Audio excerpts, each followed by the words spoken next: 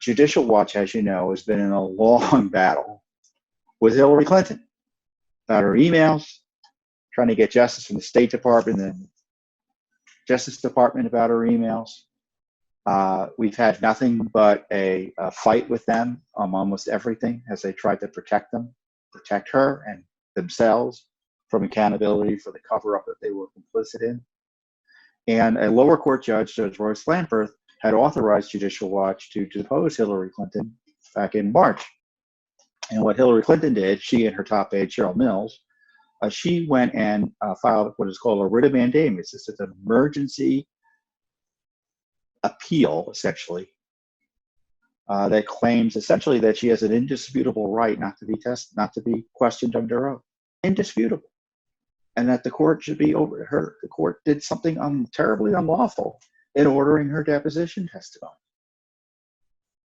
And the court saw that there was this misconduct by the State Department and the Justice Department and wanted answers and wanted to know what she was thinking, who she was emailing, and information about her Benghazi documents and other Benghazi documents that was the case is about. It's the worst FOIA corruption scandal since the law was written. I think it was signed into law in 1967. So she filed this writ of mandamus, and it was before 3 federal court judges at the appellate level, the DC Circuit level, and that hearing took place this week. Now, unlike many of our hearings, you're able to hear this one on the internet. So I hope my colleagues will insert a link somewhere that you'll be able to follow and listen. So you can listen to the argument.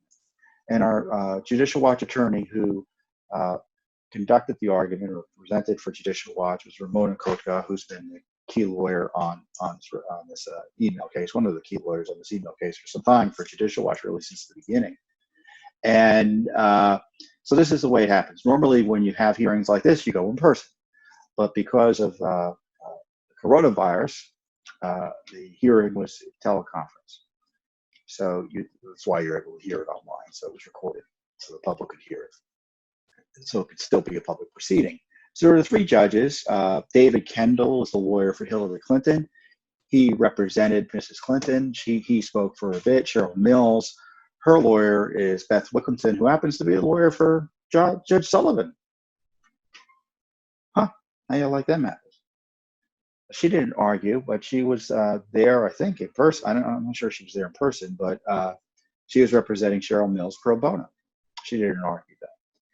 So the questioning went the way it was expected. The court was wondering about whether or not this writ was appropriate for Hillary Clinton, who is a government official who hasn't been in government for, when she left, 2012, 2013. Typically, it's hard to get a government official who's still in government at a high level in for deposition testimony about FOIAs. But in Hillary Clinton's case, she left government many years ago. And the case is about what she was specifically doing personally. So the courts, some of the judges sounded skeptical about her ability to use this process to avoid testimony.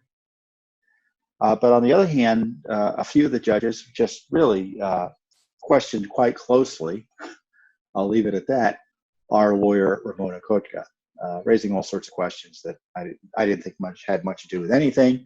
But, Ramona's got to answer the questions, and these are the judges that are deciding the case. And we'll see how it goes. I don't know how it's going to go.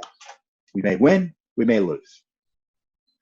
But I sure hope that Hillary Clinton, once again, doesn't get a special exception to the law. Because if we do lose, that will be what will happen. That will be what will have happened. So if the court's following the law, we'll win. If the court isn't following the law, in my view, we'll lose. So we'll see. Now, interestingly, the Justice Department was there. As I told you last week, the Justice Department didn't want to be there because the Justice Department, on behalf of the State Department, had opposed our asking for her testimony or our getting testimony or even any discovery. Anyone They wanted to shut the whole thing down. But when we did get the testimony or the permission to depose her, and Hillary Clinton filed the writ of mandamus, they said, no, that's not appropriate. So even they couldn't stomach Hillary Clinton doing this. But they didn't want to argue the case before the court. And the court said, no, you got to come up. I mean, doesn't that tell you where we are? I mean, we can't even get the Justice Department to come in and argue against Hillary Clinton, even though they know she's legally wrong. And have told the court in writing that she is. And so we have this top lawyer for the Justice Department on behalf of the State Department. And if there's anything you should listen to in the audience, you should listen to the Justice Department's arguments. Because they come in and they say, our position has been, and I'm paraphrasing, we just want to get through these Clinton email FOIA cases. We just want to end them and keep it behind us. They just want to get through the cases. Not one would have concerned about the misconduct. Not one would have concerned about the accountability. Attorney General Barr, why on earth would you let your attorneys come into court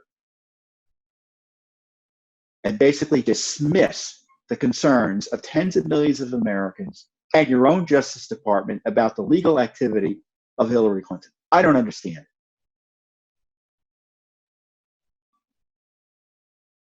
Secretary Pompeo, your State Department's taking that legal position as well.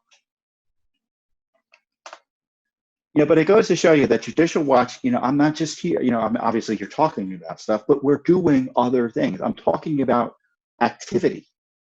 We're in court. We have probably about 100 lawsuits active now. We've filed probably nearly 1,000 by this point. Thousands of Freedom of Information Act cases in terms of requests. So we only sue for a portion of the ones that we file. So once again, it's Judicial Watch in court doing the heavy lifting to hold Hillary Clinton accountable to the rule of law. Because Congress doesn't want to do it, the State Department doesn't want to do it, and the Justice Department doesn't want to do it. And if you think they're going to do anything absent being pushed by groups like Judicial Watch, I mean, that's not going to happen. So in the meantime, we've gotten information. We were allowed to get a subpoena from Google on Hillary Clinton's emails because it looks like one of her email vendors may have sent all of her emails to Google, and the court wanted us to shake this tree, shake that tree, he said. So we issued the subpoena to Google. We got a response, and as Ramona disclosed in the testimony, I think we had hundreds of emails that we found, or remnants of emails, it's not clear, in that Google account that hadn't been turned over.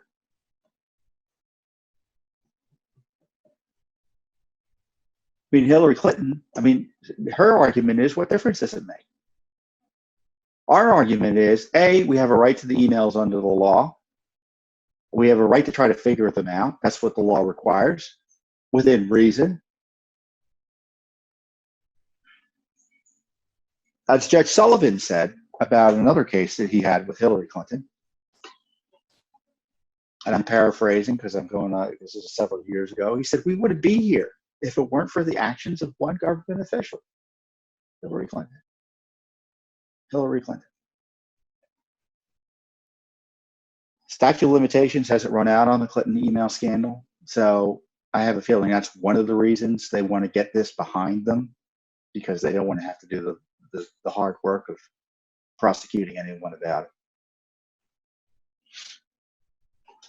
Have you heard anyone in the Justice Department say anything about what Comey did with Hillary Clinton? Have they disavowed at least what he's done? What the prior Justice Department did in giving her a free pass? There's more than enough information to reopen the Clinton email investigation criminally in terms of prosecuting it. Instead, the Justice Department is in court saying they just want to get it behind them. They just want to get it behind. Completely outrageous.